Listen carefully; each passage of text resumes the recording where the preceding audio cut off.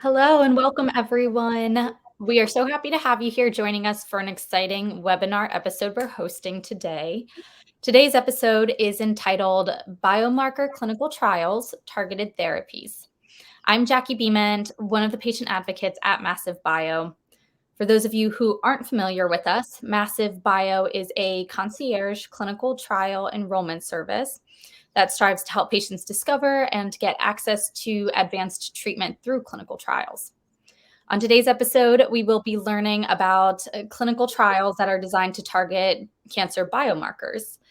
Today, we have Dr. Arturo Loaiza Bonilla joining us to teach us all about biomarker clinical trials. He is an experienced medical oncologist and our chief medical officer here at Massive Bio. He is with us today to help answer some of our questions. Hi, Dr. Loaiza Bonilla. Thank you for joining us today. Of course, nice talking to you. Thank you so much for having me in today's program, and looking forward to an exciting discussion today. Yes, us too. So we can get started. Let's start by simply asking, what are biomarkers and which cancer types most often have biomarkers? Yes, so biomarkers is a broad term that basically it's a way to differentiate or identify different cancers based on subtypes, right? So in the past, we used to focus only on the site of origin of the cancer. So let's say breast cancer or lung cancer, or just based on location. But now we go deeper, right? So the first type of biomarkers that we start to look at are, biomarkers of different types of tissue that are within that tumor. So in the case, for example, of lung cancer, we have different biomarkers or stains that differentiate between what we call as adenocarcinoma versus squamous cell carcinoma, which had different prognosis and different treatment options for them. And the same can be said, for example, in breast cancer, where we have biomarkers for hormone receptors, right? We have estrogen and progesterone very commonly. And we also have, for example, HER2, which is another biomarker on the surface of the tumor. And that makes a difference between being what we call triple positive, which has the three biomarkers, or triple negative when it has none, or just hormone positive, which is when it has either the progesterone and or estrogen receptors being positive. So it's basically anything that we as healthcare providers can look at under the microscope, or looking at the genetic makeup of the cancer itself, that can help us to differentiate in terms of either treatment or even sometimes identification and prognosis. So every single cancer has unique features, and that's what we say, like every cancer patient is unique, and every cancer of that patient is unique, sometimes to the cellular level. So sometimes even the cancer cells that comprise the tumor can be different from each other. And for us to identify the biomarkers that are leading the growth, or their hallmarks of the cancer itself, is essential for us to make decisions in the right way. Okay, understood. Yeah, it's interesting that cancer identification has become so advanced that we can identify some of these specific biomarkers. Yeah. So, how do some of these known biomarkers end up affecting the prognosis for a cancer patient? Right. So I wanted to mention that there is two kinds of, or at least there's a lot of biomarkers, as I mentioned, and that could be measured in blood or in the tumor itself. But as you mentioned, a key word, which is, there's prognostic biomarkers, and there are predictive biomarkers. So prognostic biomarkers are those biomarkers that tell us how the cancer may behave, irrespective of the treatment. So, for example, we know triple negative breast cancer, which means that has none of the biomarkers that we typically see. It may be very aggressive, right? More than those who that are driven by hormones, for example, the ER/PR positive cancers. So the prognosis of the cancer can be determined by a multitude of things, including those biomarkers that we're looking at, and it can help us to tell us, the patient may be a high risk of progression quickly compared to others. It tells the aggressiveness of the cancer itself, and how we should be in terms of the overall landscape of the natural history of the cancer. The other kinds of the other classification of biomarkers are the predictive ones. So predictive biomarkers are those that help us to figure out if a treatment option makes sense for that patient, either we use it or not. So there are negative predictive biomarkers and positive predictive biomarkers.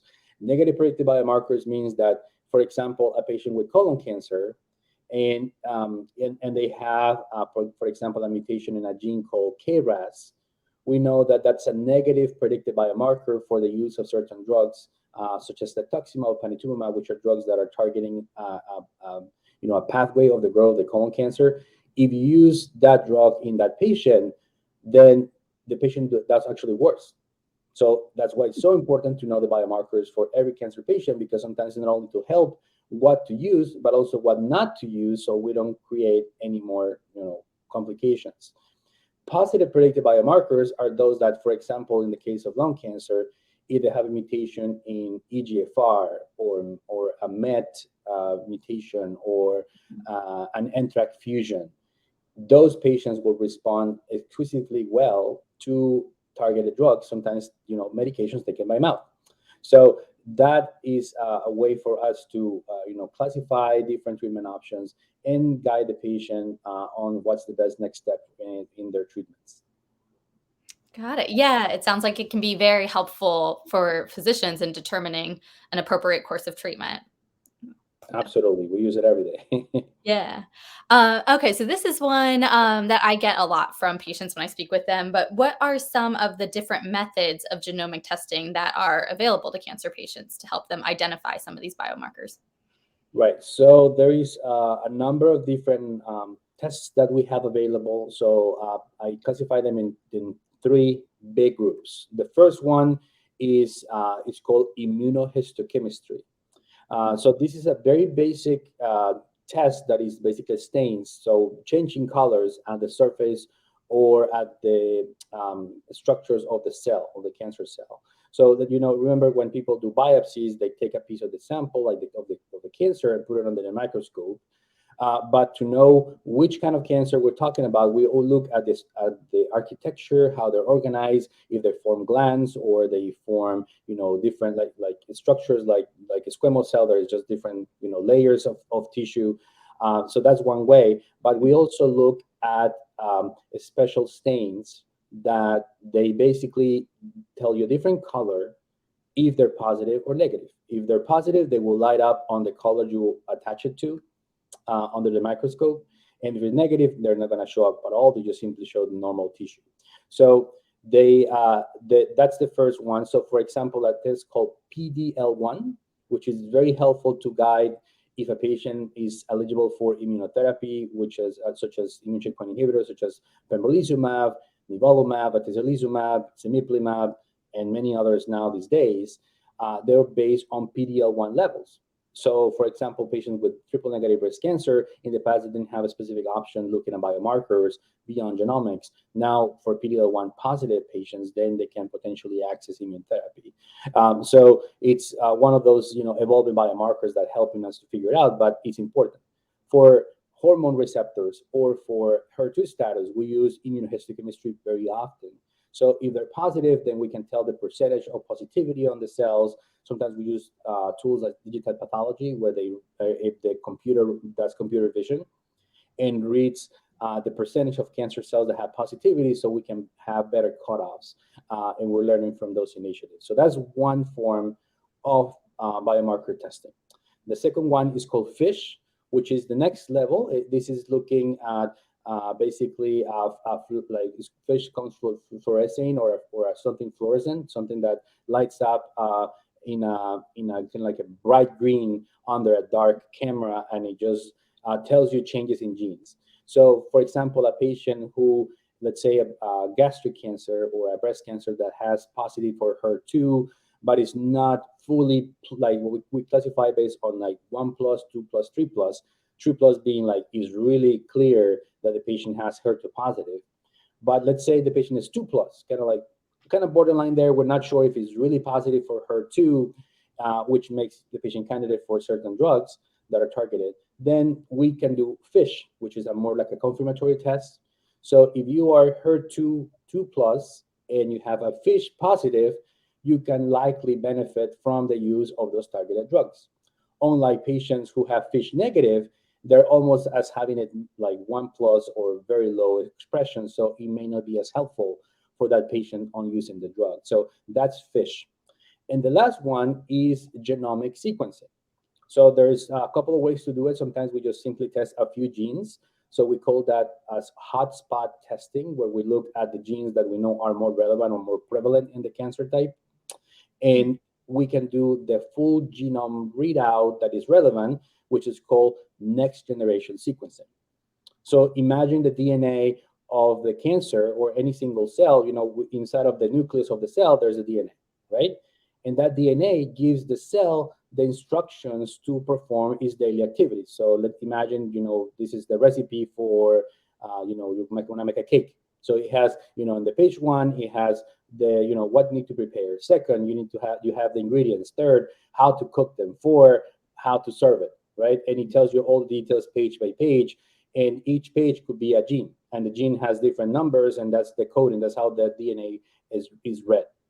So when we do NGS or comprehensive genomic panel, we're looking to a lot of pages of that book and telling you out of the 400 pages, I found, typos on page that talks about the X, which is KRAS, and one that talks about, the cooking, which would be the RNA changes. So that's the things that we're looking at across the book and how we can potentially use drugs that target those mutations. So that's the difference between all the different techniques, starting from stains to a little bit of gene changes to hotspot to the full genome readout with comprehensive genomic panels. Got it. Yeah, there's a lot of information there, but it's nice to know that there's all those different levels, and pretty amazing that we have that kind of technology now to be able to identify those. It's pretty incredible. So let's see. So given how helpful it can be to know what these biomarkers are, would you suggest that all cancer patients get genomic testing regardless of stage or subtype? Yeah, so I think this is important because when I tell my patients is, okay, how will I want to treat them if they were my family, right? Hmm. So I would like to have all the options ahead of me, understanding exactly why, sometimes I have this cancer, why it happened, or what can I do to plan ahead and make sure that I have all my options line up nicely. As much as possible, of course, there's no way to predict everything, but we try our best. So my take on this is, if a patient has advanced cancer, that is a cancer that cannot be removed by surgery, or that is a cancer that is already spread outside of the site of origin, then absolutely 100% we should do biomarker testing and be as comprehensive as possible to look at all the options, because we know that not all techniques are the same and not all cancers are the same. So sometimes certain testing doesn't apply to everyone. So, for example, there are certain mutations that can be easily be detected by using hotspot or doing the comprehensive genomic panel, just normal one. Sometimes we need to look at the RNA changes that happen in the cancer. That requires an additional testing that sometimes, but it's not for everyone. So, for example, RNA testing is good for certain fusions. So, for example, the one called NRG fusions or mutations that are actually found in a very specific group of patients, in like, for example, a mucinous lung cancer, or pancreas cancer that doesn't have a mutation called KRAS. Those patients are going to be a higher chance that if we look for the RNA, we may be able to find those fusions or very unique mutations. Some other sorts, for example, lung cancer, could be easily done by doing a liquid biopsy, which is simply drawing blood from, they just draw blood typically as any other lab that you would do. And they send it for comprehensive genomic panel testing and looking for mutations.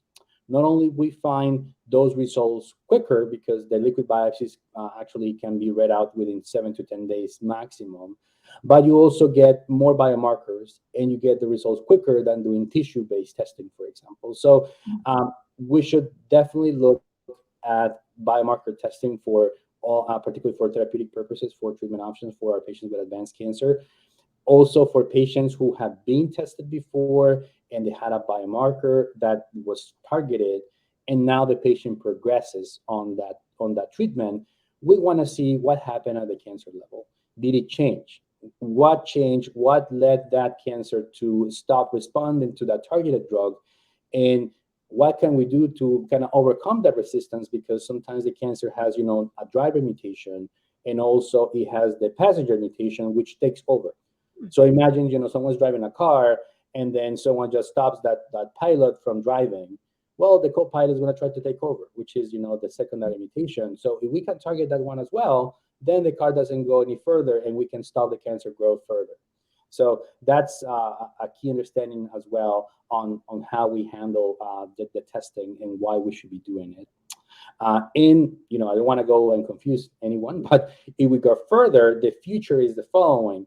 Now we're going to trace over time how those changes happen in real time, so we can add on, change drugs, etc. And also the biomarker testing may help us to determine who may be, at risk of having a recurrence from cancer after surgery, for example. Or if the patient is responding to treatment, we can see that biomarker kind of like going normal and becoming zero, like that DNA in the bloodstream that is related to the cancer can disappear. Those patients are likely to respond very nicely to treatment even before we do a CAT scan. So it's really giving us a full comprehensive way of the patient from the beginning towards the treatment and beyond. Yeah, it's kind of crazy how it can be helpful at all these different stages of the cancer journey, and so feels like just that adage applies. Information is power, so it really helps to inform decisions, treatment decisions, as well as just having a good idea of how we might expect the patient to progress or respond to treatment, which is it's pretty cool. Okay, so we'll get a little bit into clinical trials now. Regarding clinical trials, is genomic testing required to enroll in one of the biomarker based clinical trials? Yes, so it all depends on the clinical trial, and that's why it's so important to have some support when you're looking for those options, right? So, and that's exactly what Massive Bio is all about. We want to help patients at the point of care, no matter where they are in their journey or the treatments or the testing that have done before. We try to tell the patients which tests have been done, which ones have not been done yet, and how we can optimize those.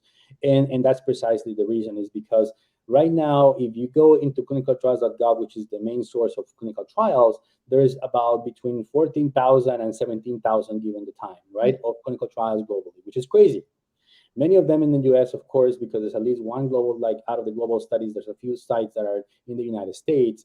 So you're getting a lot of options and you don't even know what to do with them. And the first criteria sometimes is a biomarker. And that biomarker could be either, what they call the locally assessed. That means that we send the testing as oncologists through any of those techniques that I mentioned. And then we can tell the patient, you have the biomarker, let's try to get you into that clinical trial. That's one way. Sometimes the other way is the patient requires to submit a new sample, or there's something called the central testing. So we can facilitate, the patient to understand what's going on, try to get, the sample sent out quickly so they can get tested, so they can be eligible. So that's like kind of the way to looking at this. And there could be sometimes say we only require immunohistochemistry test, which is the stain test, which is easy to do, like a couple of days. Sometimes they need to do the comprehensive genomic testing and then find a specific mutation. So the idea is to be very proactive. Many of those trials are using the same platforms that we have for commercial vendors. So if we get the testing done ahead, then we have that information already for you to be using at the point of care for clinical trials. And one additional thing that is important is that sometimes we can bring the trial to you. So there's one way to do it, which is called the just-in-time clinical trial activation. That means that the study doesn't open at that site until we have one patient that is fully eligible. So we try to, first of all, make sure that the patient is fully screened and eligible for every single inclusion and exclusion criteria, and also check for the biomarker and making sure that's the right one that the patient is going to be eligible for. And we can get that patient activated at that site so they don't have to move too far away to find that trial. So that's one way. The second one that is becoming more and more relevant, and we are embedded in that as a company, is the decentralized clinical trials. So those are trials that basically are managed at home. If you have the mutation or the alteration that is eligible for that drug taken by mouth, a nurse can go to your home, get everything done at your point of care. You don't have to even to move, and everything is done locally. So more and more we're going to see this, but definitely we need biomarker testing. We need to know where you are in terms of the genomic testing that's been done, etc. So we can help you in, and knowledge is power, as you mentioned. So 100% advocate for that. Yeah, because it sounds like knowing these biomarkers can help open up a whole array of options through clinical trials. And that's one thing that's great about Massive Bio, is that we can help patients navigate that and navigate the genomic testing process. So I think that's something great. So what types of cancer treatments are available through some of these biomarker-based clinical trials?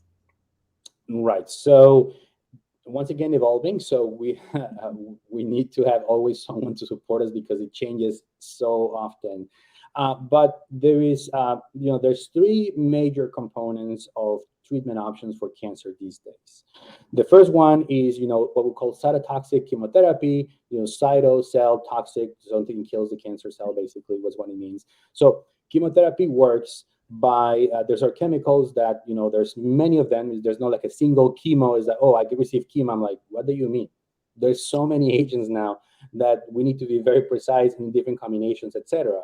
But those are drugs that through different mechanisms of action, they stop the replication or the multiplication of the cancer at the cellular level. So when the cell is trying to split in two, to become a second, multiplying, they have to replicate or double the recipe in that book. That DNA has to be divided in two.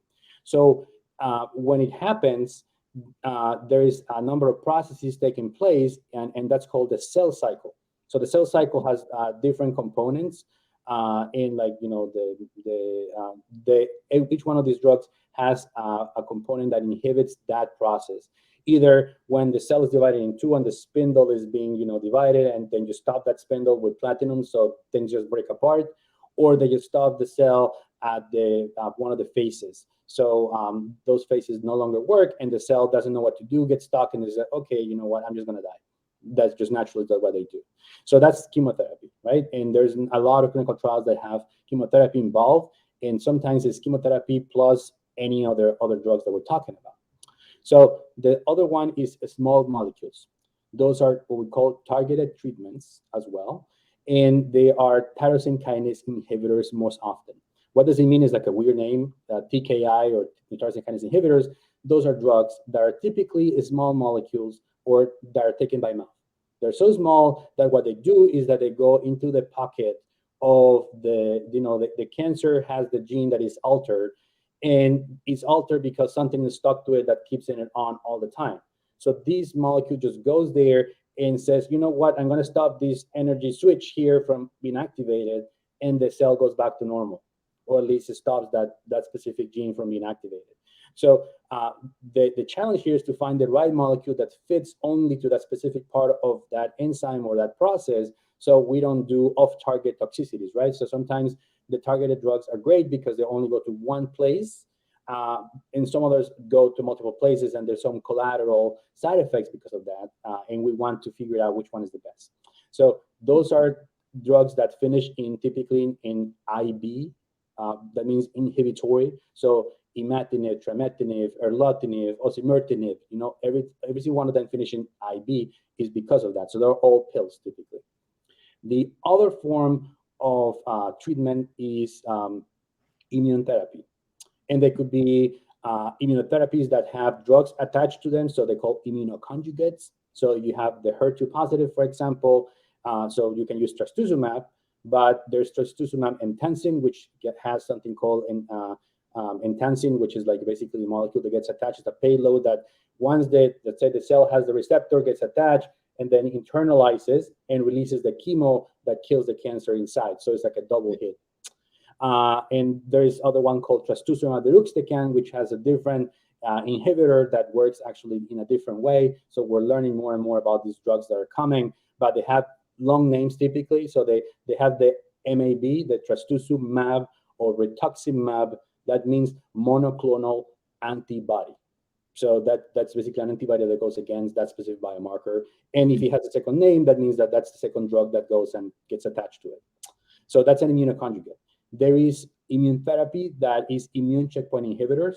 Those are drugs or biologic agents that are aimed to kind of unleash the immune system. So the cancer is smart, it's made of our own cells. And, they're so smart that say, if I express PD-L1, they're going to think I'm legitimate. I live here. I work here, so don't attack me. So when the police comes over, it's like, hey, I had PD-L1. Don't attack me. I'm good. That's what it does. So the police are, okay, moving along. But then when you give the patients these drugs called, immune checkpoint inhibitors, it kind of gives them an extra pair of goggles, let's say, to the police to identify that ID is not appropriate for that to be, right? So it awakens the cell to be more active and be looking out for cancer, and also covers that ID so the ID cannot be shown by the cancer cell. So marks the cancer cell for target and makes the immune system to attack it. So that's immunotherapy in a nutshell, the most commonly used ones. And now we use chemotherapy plus immune therapy, targeted drug plus immune therapy. Chemoimmunotherapy targeted is like an all combination platter now with all these different menus for treatment options based on the clinical trials. And there's also CAR T cells or cell adoptive therapies, which are basically a process where they draw for example, your blood, similar to when you do a transfusion. They extract your immune system cells that are the police. They just take them out and they train them. They put them in boot camp, and they give them a little vector change. And they put like a little sensor on top of it and say, from now on, you're only trained to look for cells that have this specific biomarker, and you're going to attack it and kill it no matter what. So it becomes like the SWAT team of specific stuff. And they only work once. You just infuse them one. They become definitively against that cancer, and that's how CAR T cells have been evolved. And sometimes they give you a little bit of pembrolizumab or nivolumab or any of these drugs to kind of like make them more active, but that's how they do it. So as you can see, not a simple task, a lot of exciting opportunities for improvement and how to create new drugs and new treatment options for patients. And that's why clinical trials is the way of the future.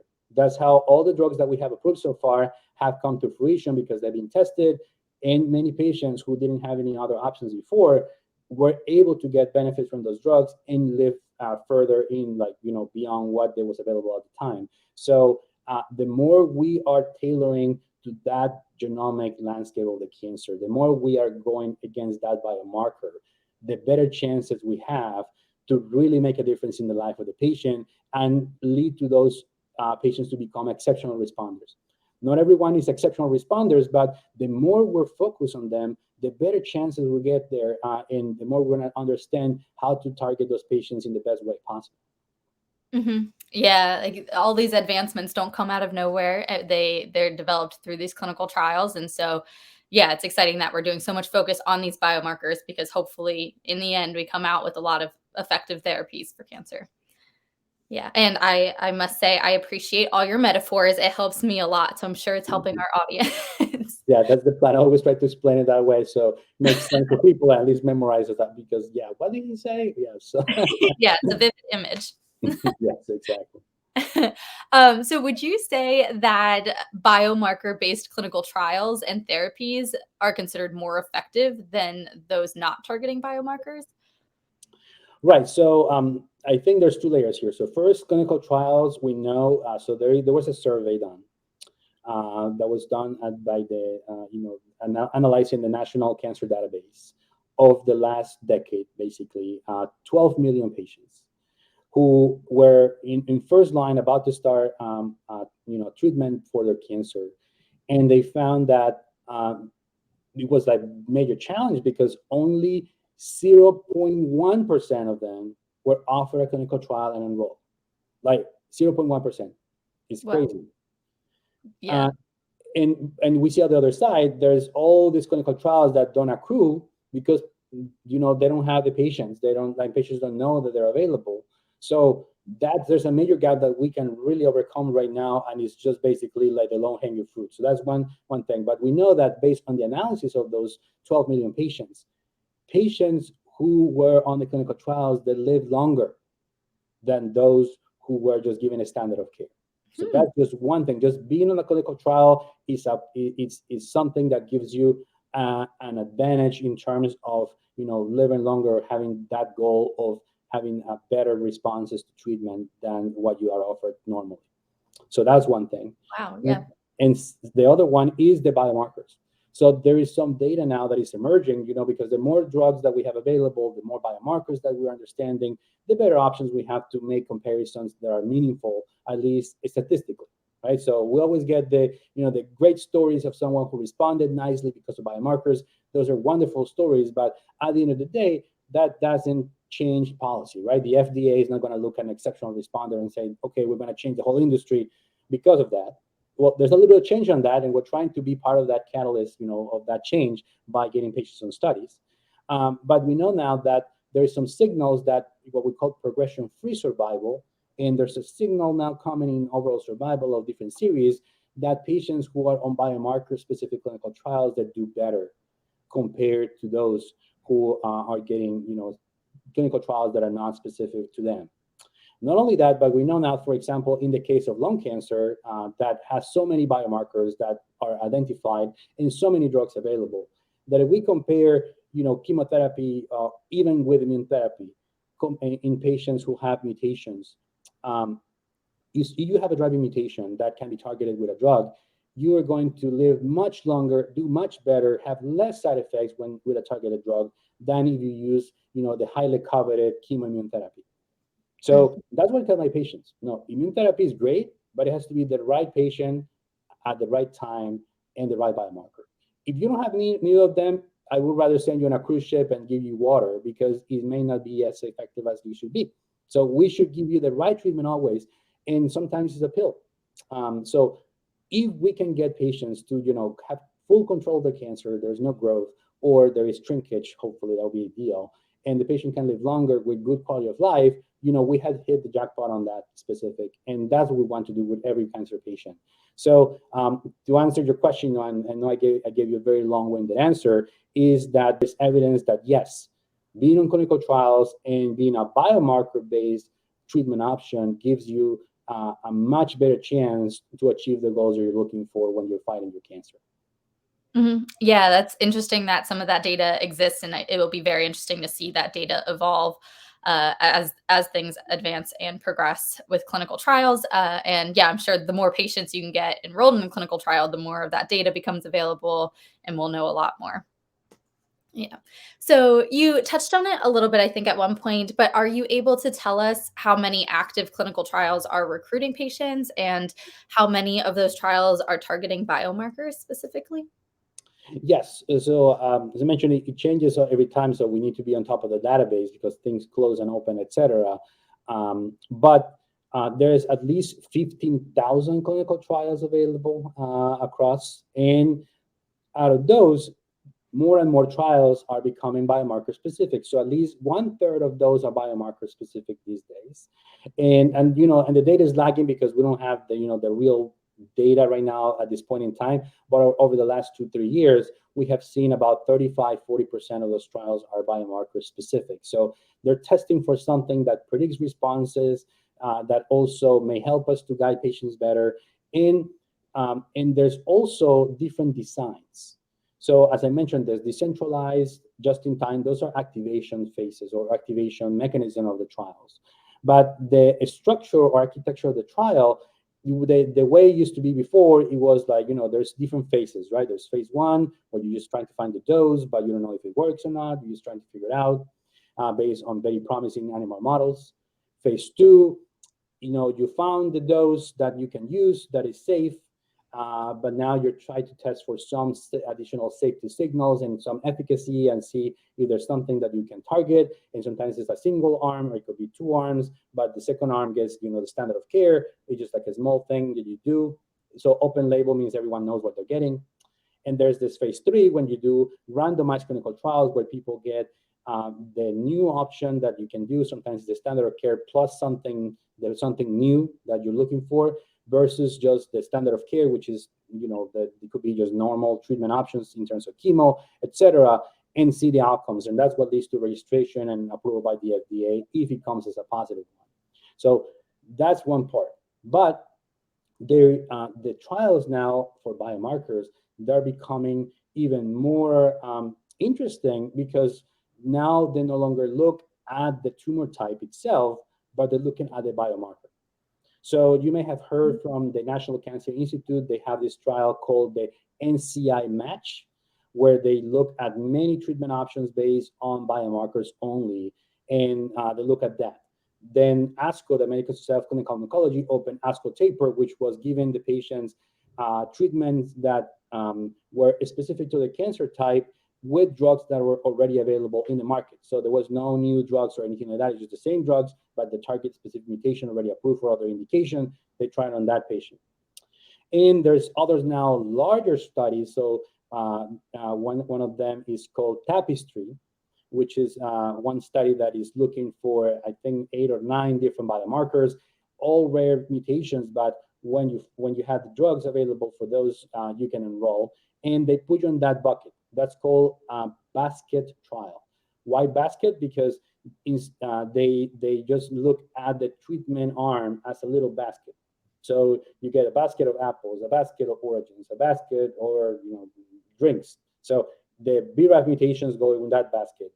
But if it's a BRAF that is a type 2 mutation, it goes in the second basket, etc. So we are looking at that in a very specific biomarker-based treatment arms. So you can run them all simultaneously under the same trial and be able to add arms or decrease arms based on how patients do. There's another design called the umbrella trial, which is basically looking at the same tumor type but different biomarkers. So let's say lung cancer, looking for EGFR, ALK, ROS, BRAF, or something like that, and just put one of them on those options. But the most often used now is the basket trial, which I think is a really great opportunity for patients to get into access to those drugs. Yeah, absolutely. Yeah, very, very helpful.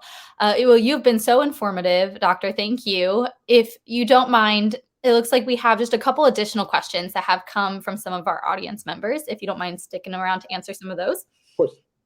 Sure. Well, so someone asked, which is a great question, how does Massive Bio help connect patients to biomarker-based trials? Can you offer some insight on this? Yes. So Massive Bio vision was always from the beginning to help patients to find treatment options, no matter where they are, no matter their financial stability, no matter where they are in their cancer treatment as a whole. And the way we do it is by using 2 components. One is technology, and the other one is concierge services. All of them are free for patients. We set up a mission that we're going to help patients no matter what. There's already a lot of studies available and a lot of sponsors trying to get patients in, and studies that can be open, that we just simply can do it with technology. So the first thing is once the patient reaches Massive Bio, they basically get the records reviewed fully, comprehensively, looking at all the different components, which actually is 120 plus different things, from your age to your location to the genomics, anything related to your cancer, how you are in terms of the prior treatment options. And we know that's a painstaking process, going through all this. So we have to use technology. So we read your records through a technique called OCR, which is optical character recognition. So it just reads it out basically from the PDF or whatever form that you send it, sometimes random faxes or random paper notes. So we have the technology to do that, training the system pretty much every day. And then it gets translated into specific parameters, which is done through natural language processing. That goes into our system, and the system already has all the clinical trials in real time, every 24 hours updated from clinicaltrials.gov, fully digitized. So basically, each criteria is matched to look at the patient's criteria that we have in front, and then run the testing. So instead of running one trial at the time, we run the 14,000 or 15,000 studies in a single run, in a matter of minutes, and that we can give a report ready for you based on your location, based on your treatment so far, and you're fully eligible for that.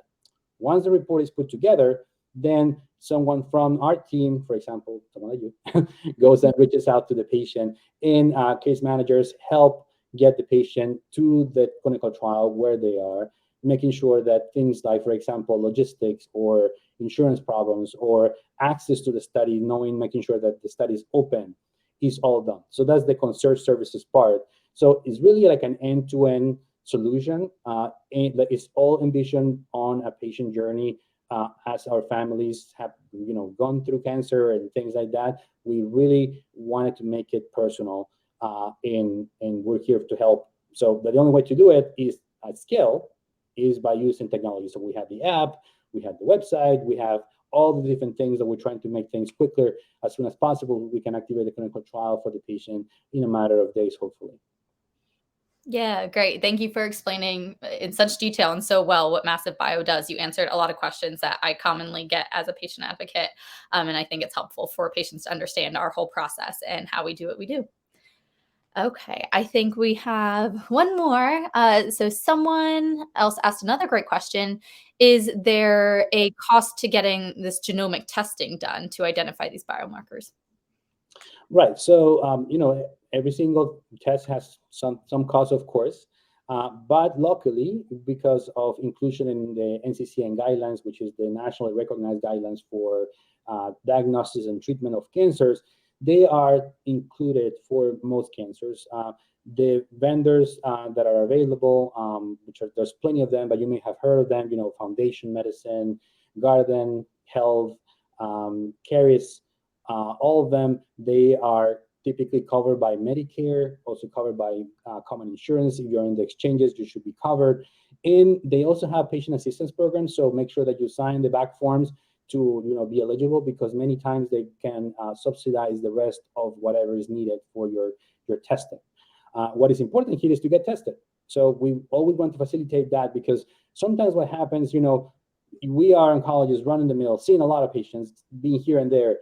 Sometimes we may assume that the patient had already been tested, particularly if they come to us in a later part of the treatment journey so far. So in order to not, missing all those things, I think the patient should be empowered and understand that this is an option for them. They should be having that information available to them. So in that case, even if you change providers, that information is carried with you at all times. And at Massive Bio, we're also trying to do that as well by facilitating testing, and also by providing the patient with a report that includes all that testing being done, so they have a full nice summary. So wherever they go, everything is ready for them to be activated for either standard of care or clinical trial options. So Mm-hmm. Yeah, great. Yeah, I think it's great for patients to know how helpful that can be, and just to have a comprehensive picture of their cancer diagnosis. Well, thank you so much for joining us today, Dr. Bonilla, and for answering some of our questions. I'm sure is very helpful to a lot of audience members who are wondering about biomarker clinical trials. So we truly appreciate you sharing your time and expertise.